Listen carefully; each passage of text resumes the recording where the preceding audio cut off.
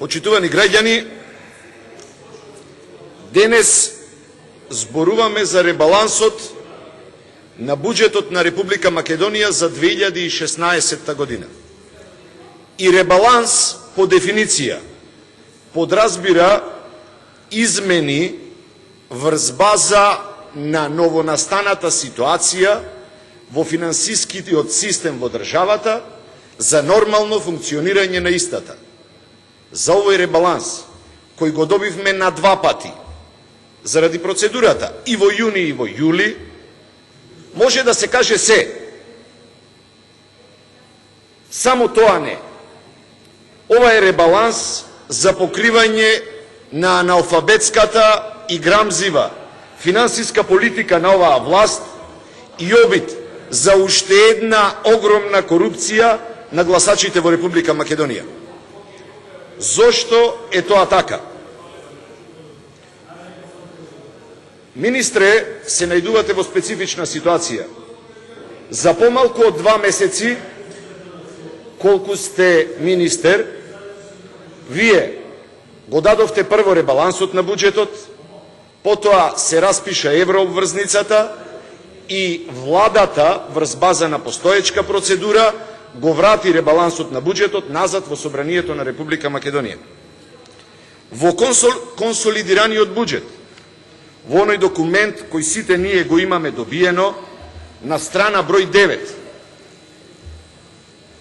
стои во првиот документ кој го добивме во јуни, пишуваше дека владата предвидува 0 депозити како премин за следната средства кои можат да бидат преминати во следната 2017 година. Страна број 9. Во новиот ребаланс на буџет, кој ни го дадовте во јули, стои дека 10 милиарди денари, близу 160 милиони евра, ќе бидат ставени како депозити, средства кои можат да бидат префрлени во следната година. Се останато е исто, а во меѓувреме имаме 450 милиони евра ново задолжување на Република Македонија. Нешто не ми е јасно. Или првиот пат, кога сте ни го дали ребалансот на буџетот, не сте ја кажувале вистината и сте зборувале врз база на желби и некакви предвидувања, кои, кога зборуваме за финансии, апсолутно не можат да бидат релевантни, или пак во вториот случај, со ребалансот кој ни го дадовте во јули, вие всушност ги послушавте и советите и забелешките на опозицијата, поврзани со вашата теза дека станува збор за задолжување за покривање на буџетскиот дефицит во 2016 и 2017 година. Граѓаните на Република Македонија ги памтат изјавите на вашиот претходник, кога во третата еврообврзница кажа дека ќе се користи за враќање на долгот од 2005 година. Следната година, 2015 година, истата причина беше посочена за земање на еврообврзницата. Како причина во таа година беше кажано дека средствата ќе бидат употребени за покривање на буџетскиот дефицит во 2015 и 2016 година. Куриозитет во целата изјава беше дека се гарантира целосна покриеност на буџетскиот дефицит во 2016 година. И што се случи? Во 2016 година имаме ново задолжување од 450 милиони евра. До кога ќе одиме вака? До кога оваа економија може да издржи со раст од нешто повеќе од 2%, кредитирање со повеќе од 5%? Нормалното функционирање на државата го ставивте на прашање. Оваа држава повеќе без кредитирање, без ваков тип на кредити, не може да функционира. Па денес и покрај еврообврзницата се задолживме како држава за нови 9,26 милиони евра на домашниот пазар. И пак ќе имаме оправдување.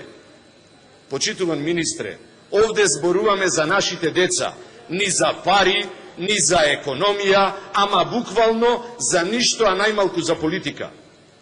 Нашите деца се прашање во моментов. Како овие пари ќе бидат вратени од страна на следните поколенија? Па ние не сме во можност ни каматите да ги исплатиме, а камоли да враќаме дел од главницата.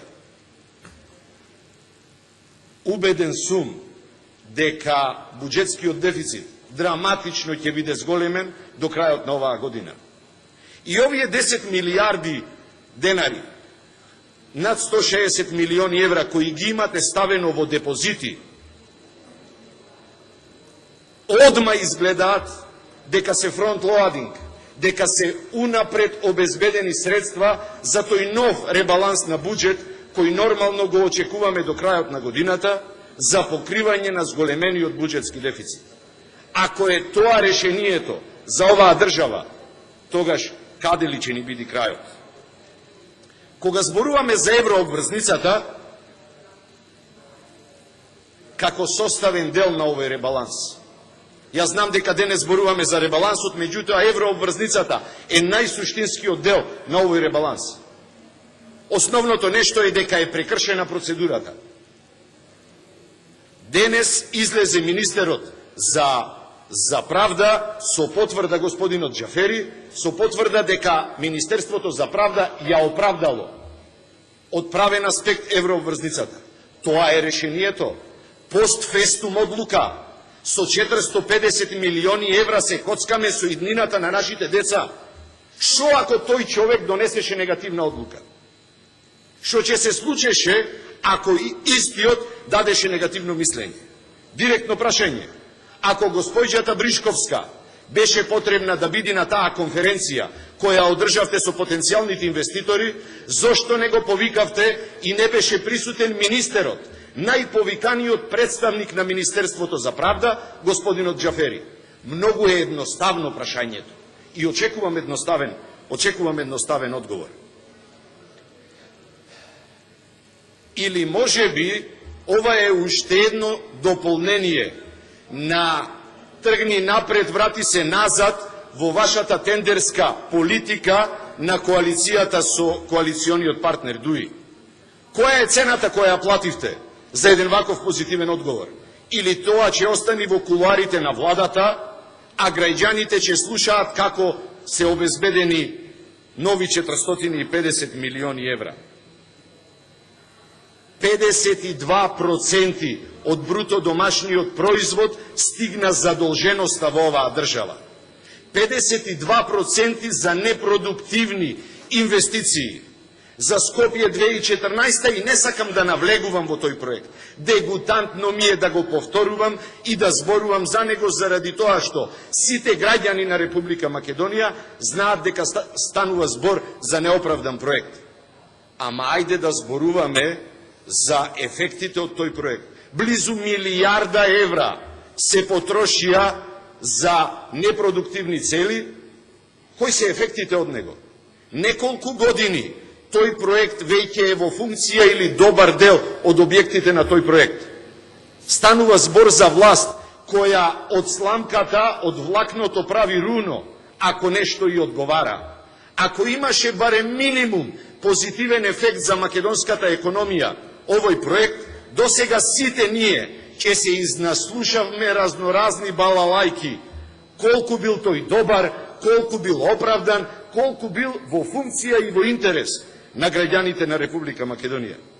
Никој досега ништо нема спомнато. Нормално нема спомнато зашто нешто нема ефект. Негативен е ефектот од сите тие инвестиции, само за да се задоволи суетата генерално на еден човек, кој од детството замислил дека треба да гради нешта со лего коцки. Почитуван министре, на новинарско прашање не одговоривте дали во буџетот има пари за субвенции. И очигледно е дека нема пари за субвенции без еврообврзницата, зашто субвенциите на земјоделците не им се исплатени. А знаете која е ситуацијата на терен? Земјоделците се на колена. уште неисплатени, субвенциите се изедени и потрошени. Луѓето од вај чекаат да ги добијат, за да ги подмират трошоците кои претходно ги направиле, очекувајќи дека истите треба да стигнат до 15 јуни, ако не грешам кога е законскиот рок. Зедовме еврообврзница и сите ќе бидеме среќни. Земјоделците ќе ги добијат своите субвенции. Годишна обврска, едногодишен долг на Република Македонија спрема земјоделците ќе биде исплатен после земањето на еврообврзница, која сите ние ќе ја враќаме 7 години. А в година субвенциите, затоа не треба да и се верува на оваа финансиска политика, затоа не треба да и се верува на оваа власт. Како година ќе ги обезбедиме субвенциите? Или в година, не е предизборна година, јуни месец ќе биде после локалните избори, немаме никаков проблем. Народот веќе ќе биде излажан, ќе заборави до следните избори. Тој клиентелистички пристап како држава, ама буквално никогаш и никаде нема да не однеси. Господине Миновски, во вашето експозе, како една од позитивните работи, го спомнавте и вработувањето или намалувањето на невработеноста. Како човек кој важи за врвен финансиер, би сакал само едно најпросто, наједноставно прашање кое очекувам дека со едноставни одговори ќе биде одговорено. Енормна намалување на невработеноста и уште поголема дупка задолжување на фондот за пензиско. Ако вие со вашиот одговор ми ја најдите оваа точка на еквилибриум, која ќе одговори како од една страна е возможно зголемено вработување, а од друга страна месец за месец зголемен долг на ПИОМ, тогаш верувајте че имаме како држава формула за прв пат за Нобелова награда. Невозможно е, го лажите народот. Не постои таква можност. Ова се екзактните примери. На ваков начин ги покажуваме тезите. Не со политики правиме училишта, правиме сали, правиме патишта. Директно, конкретно. Нема политика во нешто во кое го зборуваме. Сите заедно се заколнавме дека ќе работиме за интересот на граѓаните на Република Македонија. Дајте да зборуваме конкретно.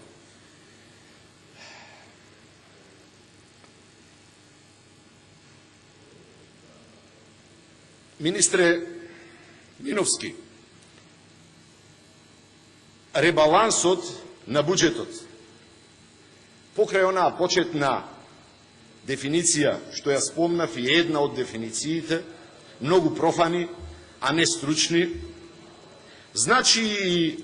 не значи никако зголемување на буџетот на институциите за плати и придонеси во ребалансот на буџетот. Никако не значи зголемување на сумата за одредени институции за плати и придонеси. Затоа не можеме да ви веруваме во искрениот пристап на овој буџет. И ова не го зборувам на памет, сега конкретна бројка ќе ви кажем. Конкретна страна во програмата, во ребалансот кој го дадовте. Соодветно на мојата позиција во Собранието на Република Македонија, ја анализирав ставката на Агенција за разузнавање. Ве замолувам, страна број 95.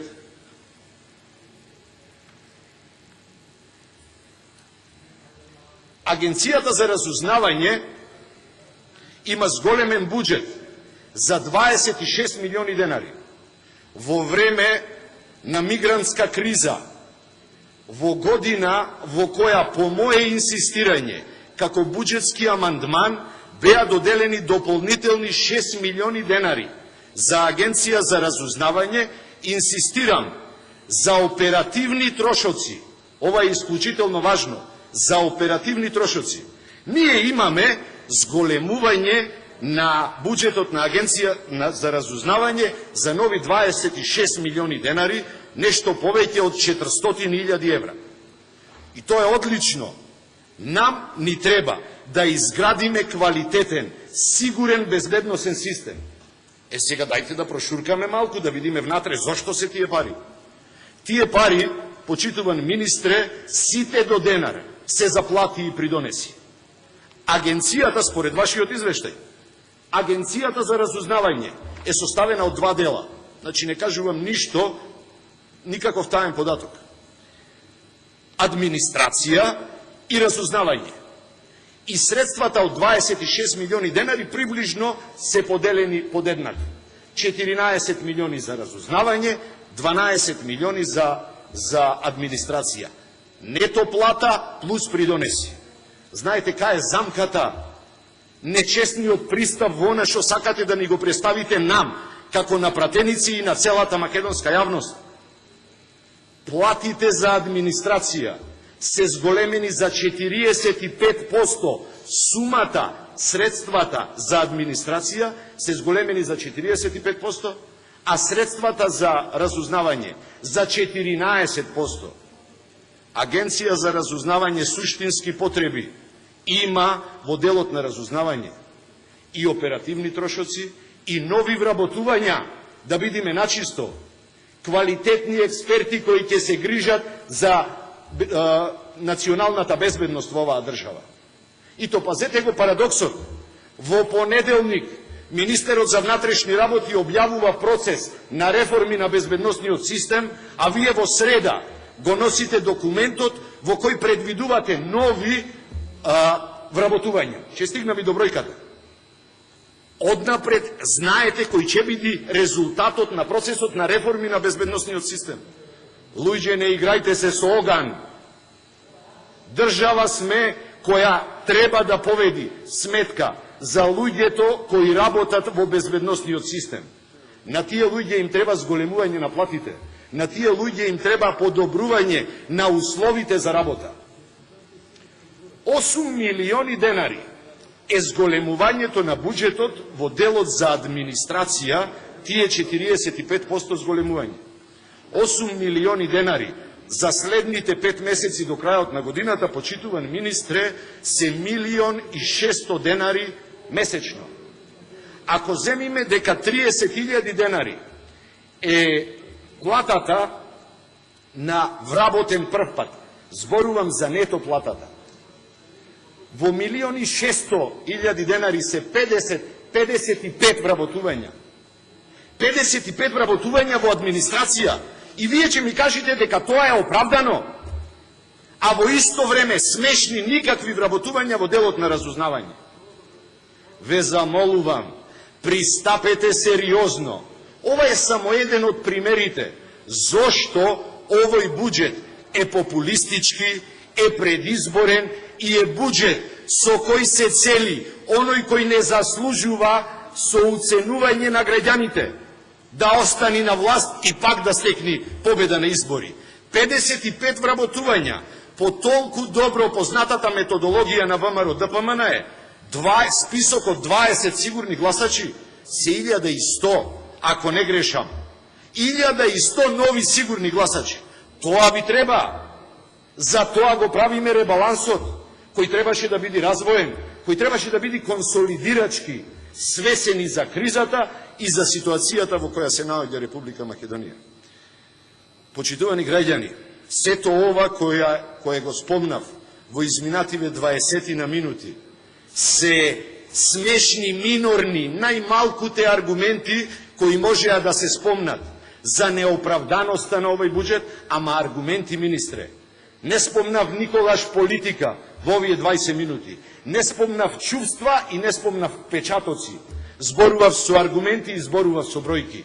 Баш затоа треба да помислите дали овој буџет треба да помини, а знајќи ја ситуацијата, опозицијата не е, еден од моите колеги спомна, за една секунда рече, очекувавме да помини буџет, ребалансот на буџет. Ако е тоа решението, дајте ја секундата, одма да ви подпишиме. Не сум убеден дека сте сигурни, дека знаете што е она што треба да се изгласа. И да се случи победа, државава ја носите во пропаст, заради тоа што задолжувањето има крај. Има крај и решение мора да се најде. Свесен дека од првиот ден влеговте во оган, убеден сум дека ќе имате шансата следниот период да го покажете и вистинското знаење, ама и да покажете дека имаме капацитет да излеземе на површина. Благодарам.